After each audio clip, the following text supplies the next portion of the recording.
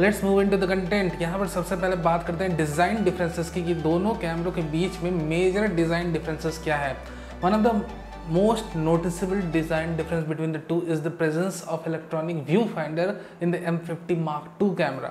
आपको M50 Mark II कैमरे के साथ एक इलेक्ट्रॉनिक व्यू फाइंडर मिलेगी जो ZV-10 कैमरा या ZV-E10 आप जो भी कह लो इसमें नहीं मिलने वाली आपको। So if you are a photographer, if you already have habit of using viewfinders, तब आपके लिए M50 Mark II एक बेनिफिशियल, एक अच्छा कैमरा है। अदर देन दैट, जिन्हें आदत नहीं है, जो ऑलरेडी मोबाइल वर्ल्ड से आ रहे हैं, जिन्हें डिस्प्ले देख के शूट करने की आदत है, उन्हें फ़र्क नहीं पड़ता कि आपके कैमरे में व्यू फाइंडर हो या ना हो। एक एडेड एडवांटेज जरूर रहती है जब आप सनलाइट में काफ़ी ज़्यादा शूट कर रहे हो, then of course viewfinder do helps a lot, but now days screens are getting better and better and of course ZV-E10 की स्क्रीन के साथ, इवन M50 Mark II कैमरे की डिस्प्ले स्क्रीन के साथ, इवन इन सनलाइट आपको बहुत ज़्यादा इश्यूज फेस नहीं करनी पड़ेगी। But that was the only major differences between the two in the design part. अब हम बात करते हैं स्पेसिफिकेशन डिफरेंसेस की और ये जानने समझने की कोशिश करेंगे कि अगर आप फोटोग्राफर हो, वीडियो ब्लॉगर हो, सिनेमाटोग्राफर हो, तो आपको किस कैमरे के साथ जुड़ना चाहिए, किस कैमरे को आपको परचेस करना चाहिए। तो चलिए आते हैं अपने स्पेसिफिकेशन कंपैरिजन पार्ट में। तो चलिए सबसे पहले बात करते हैं सेंसर की। दोनों में लगे हुए 24 MP की सेंसर, बट हाँ यहाँ पर अगर हम लो लाइट परफॉर्मेंस की बात कर ले तो ZV-E10 की सेंसर को हमने पहले ही देख चुका है A6400 कैमरा, A6100 कैमरा और A6600 कैमरे के अंदर। तो इसकी जो लो लाइट परफॉर्मेंस है लगभग एक स्टॉप, मोर और लेस एक स्टॉप आपको बेटर दिखने वाली है compare to your M50 Mark II camera in some situation. ना स्पेसिफिकेशन सीट में दोनों ISO रेंज जो है सेम है दोनों कैमरे के, तो मैंने ये सोचा कि क्यों नहीं एक हाई ISO टेस्ट इंक्लूड करा जाए। तो इससे आपको बहुत ही जल्दी क्लियर हो जाएगा कि यहाँ पर कैनन M50 Mark II की कलर ब्लीडिंग इश्यू है। यहाँ पर M50 Mark II उस तरह से डिटेल्स को मेंटेन नहीं कर पा रहा as the A6400 camera is maintaining. अगर मान लो कि हमने A6100 कैमरे को भी as a reference camera select करा, तो भी आप देखोगे कि the ISO performance of A6100 camera at 25,600 ISO is better than the M50 Mark II। ये बहुत ही क्लियर बात है कि भाई स्पेसिफिकेशन सीट के ISO से कुछ भी नहीं होता जब तक कि आप प्रैक्टिकल कहीं देख ना लो। तो ये है ISO टेस्ट का रिजल्ट मेरे दोस्त, कि आपके M50 Mark II से ऑफकोर्स एक स्टॉप बेटर ZV-E10 कैमरा लो लाइट परफॉर्मेंस आपको दिखाएगा। ये बातें आप समझ लो कि अगर आपको थोड़ी बेटर लो लाइट परफॉर्मेंस की उम्मीद है अपने कैमरे से, तो ZV-10 कैमरा एक अच्छा ऑप्शन है। ये हो गई सेंसर की लो लाइट परफॉर्मेंस की बात। अब हम बात करते हैं ऑटो फोकसिंग सिस्टम के बारे में। ऑटो फोकसिंग सिस्टम के बारे में दोनों कैमरे बहुत ही उम्दा है। कैनन अपना dual pixel CMOS auto focus sensor use कर रहा है। More than somewhere 3975 AF points हैं फैब्रिकेटेड कैनन के सेंसर में, जिन्हें ग्रुप करके उन्होंने 143 AF जो उसमें रखा है। वहीं आपके ZV-10 कैमरा में 425 हाइब्रिड AF पॉइंट्स है, 425 कंट्रास्ट डिटेक्ट AF पॉइंट्स है। इन सारी चीज़ को सम अप करें भाई तो दोनों कैमरे की ऑटो फोकसिंग बहुत उम्दा है और हमें ज़्यादा सोचने की ज़रूरत नहीं if you are a photographer. Tracking के हिसाब से भी दोनों कैमरे बहुत ही अच्छी तरीके से ऑब्जेक्ट ट्रैकिंग करते हैं। AI AF ट्रैकिंग दोनों की बहुत उम्दा है।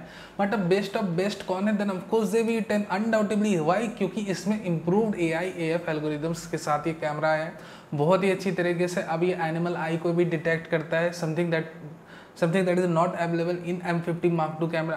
एनिमल आई AF नहीं है M50 Mark II कैमरा में। Other than that the product showcase mode, इसे भी हमें काउंट करना होगा। बाकी सारे जो भी नई AI AF मोड है उसे ZV-10 में इंक्लूड करा गया है। मोर और लेस AI AF की बात करें तो ZV-10 कैमरा एक अच्छा कैमरा है compare to the Canon. Continuous shooting speed की बात किए बिना हम नहीं रह सकते, क्योंकि ऑफकोर्स जैसे हमें पता है कि दोनों ही बहुत अच्छे कैमरे हैं स्पोर्ट्स फोटोग्राफी के लिहाज से। बट हाँ, जहाँ हम थोड़ा सा डिटेल्स में जाते हैं, you know devil lies in details. तो अगर आप कंटिन्यूस AF को यूज़ करते हो, कंटिन्यूस ऑटो एक्सपोजर को यूज़ करते हो, यानी कि AF और AE दोनों को अगर आप साथ लेकर चलते हो, तो आपकी जो कंटिन्यूस शूटिंग स्पीड है वो 7.5 FPS के आसपास आ जाती है M50 Mark II कैमरे की। जो स्पेसिफिकेशन सीट में आपको दिख रही है कंटिन्यूस शूटिंग स्पीड, वो नहीं मिलती है। वो तब मिलेगी आपको जब आपने अपने AF को लॉक करके रखा है सिंगल फ्रेम में, फर्स्ट फ्रेम में। उसके बाद आपकी AF वर्क नहीं करेगी। तो ये तो कोई यूजिबिलिटी हुई नहीं भाई। अगर आप स्पोर्ट्स फोटोग्राफी कर रहे हो तो कहीं ना कहीं ऑब्जेक्ट ट्रैकिंग भी एक्टिव रहना चाहिए when you are panning your camera और समथिंग लाइक दैट। बट हाँ, सोनी में ऐसा नहीं है। Despite of being something like blogger friendly camera, इसकी ऑब्जेक्ट ट्रैकिंग बहुत इंप्रूव्ड है और 11 FPS में भी ऑब्जेक्ट्स को ट्रैक करता है, शूट करता है। You are getting auto exposure support, you are getting AF support, full time AF support. तो कंटिन्यूस शूटिंग के लिहाज से तो ऑफकोर्स ZV-10 कैमरा बहुत उम्दा है। इसमें कोई भी ऐसी इशूज़ नहीं है कि आपने AF को ऑन कर दिया या AE को ऑन कर दिया, दोनों को यूज़ कर रहे हो तो कहीं आपकी कंटिन्यूस शूटिंग स्पीड ड्रॉप कर गई, ऐसा कोई इश्यू नहीं। सो मोर और लेस अगर हम सारी चीज़ों को यहाँ समअप करें और फोटोग्राफर्स के हिसाब से बात करें तो यहाँ पर लो लाइट परफॉर्मेंस आपको ZV-10 कैमरा में अच्छी मिल रही है। नियर अबाउट अपना ZV-10 जो है वो इम्प्रूव्ड AI/AF मोड्स के साथ आया हुआ है। And finally the continuous shooting speed, इसमें कोई ऐसा नहीं है कि भैया ये ऑन कर दी तो ड्रॉप कर दी, वो ऑन कर दिया तो ड्रॉप, ऐसा कुछ भी नहीं है। 11 FPS, you are getting 11 FPS। So more और लेस फोटोग्राफर हो और कहीं ना कहीं अगर आपको ZV-10 से कोई ऐसी प्रॉब्लम नहीं है सोनी से एसोसिएट होने में, then you should get associated with the ZV-10 camera, क्योंकि इसमें आपको एक तो फीचर्स अच्छे मिल रहे हैं, अपार्ट फ्रॉम दैट इसके बाद जो इसकी लेंस रेंज आपको मिलेगी वो भी बहुत ज़्यादा मिलेगी। सो इसमें आपको एसोसिएट होने में फ़ायदा ही फ़ायदा है। So let's talk about the video comparison of both the camera. और यहाँ पर M50 Mark II कैमरा काफ़ी ज़्यादा वीक दिखता है कंपेयर टू द ZV-10, क्योंकि इसमें तो एक प्रॉपर 4K वीडियो मोड भी आपको नहीं मिलती है, क्योंकि उसमें भी आपकी क्रॉप लग जाती है, DPF नहीं मिलती है। The camera using CDF। What is CDF? CDF means contrast detect AF mode, जो कि काफ़ी स्लो और स्लगिश रहती है, near about unusable to anything. So 4K mode of the M50 Mark II camera is not so usable, ठीक है, ये कहना सही रहेगा। एंड अगेन इन ZV-10 कोई भी ऐसी इश्यू नहीं है, 24 FPS पे शूट करो, 30 FPS पे शूट करो, काफ़ी अच्छे तरीके से कैमरा परफॉर्म करता है, AF मोड्स एक्टिव रहती है। इन वीडियो स्पेसिफिकली ZV-10 के अंदर सोनी ने भर के नए सारे मोड्स दिए हुए हैं, क्योंकि भैया हमें पता है ये ब्लॉगर फ्रेंडली कैमरा है। प्रोडक्ट शोकेस, वन टच बोखे वगैरह वगैरह क्या क्या नहीं है इसमें। मैंने एक डेडिकेटेड वीडियो बना रखी है ZV-10 की स्पेक्स रिव्यू की, आप देख लेना, काफ़ी अच्छे तरीके से मैंने हर एक मोड्स को एक्सप्लेन करा है। यहाँ पे हर एक मोड को एक्सप्लेन करूँगा, बहुत टाइमिंग चली जाएगी। और कहीं ना कहीं अगर आप व्लॉगर हो then there is no single reason to get associated with M50 Mark II camera today, जब आपके सामने ZV-10 कैमरा जैसा कोई ऑप्शन इवन आके खड़ा हो चुका है, ठीक है। बाकी सारे कुछ एक फीचर्स के भी बारे में बात कर लीजिए, जो सिर्फ वीडियो ब्लॉगर्स नहीं, अगर आप सिनेमाटोग्राफर हो तब भी आपको ZV-10 के साथ जुड़ना चाहिए। रीज़न बस इतना ही है, इसमें आपको S-Log2 S-Log3 मिल रही है, हाइब्रिड लॉक गामा मिल रही है, ये सारी चीज़ें, यानी कि lock profile, you are not getting any lock profiles in the M50 Mark II camera, but you are getting at least 8 bit ही सही, बट लॉक प्रोफाइल तो मिल रही, कुछ तो करोगे, कुछ तो अच्छी लैटिट्यूड की फाइल आपको मिल रही है। So this is one thing. Other than that no recording limit, ये चीज़ मुझे मेंशन करना बहुत ही ज़रूरी है, क्योंकि देखो रिकॉर्डिंग लिमिट कई बार एक हडल बन जाती है while you are creating long videos. Interviews record कर रहे हो, वेडिंग में संगीत रिकॉर्ड कर रहे हो, आपको मुनासिब नहीं रहता, आप कट लगाओ। सो this is one of the best thing available in the ZV-10 camera. और बाकी कुछ एक और फीचर्स की बात कर ले जो प्रोफेशनल्स के काम आएंगे, वो है the introduction of headphone port.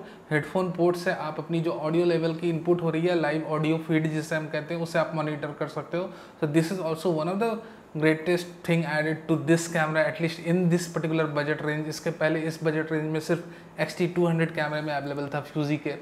So more less इतनी सारी फीचर्स उन्होंने भर के दी है कि भाई आपने एक बार इस कैमरे को पकड़ लिया, देख लिया, समझ लिया, तो आप इसको छोड़ नहीं सकोगे अपने हाथों से कि मैं क्या कर रहा हूँ भाई, मैं इसे छोड़ के क्या खरीदने जा रहा हूँ।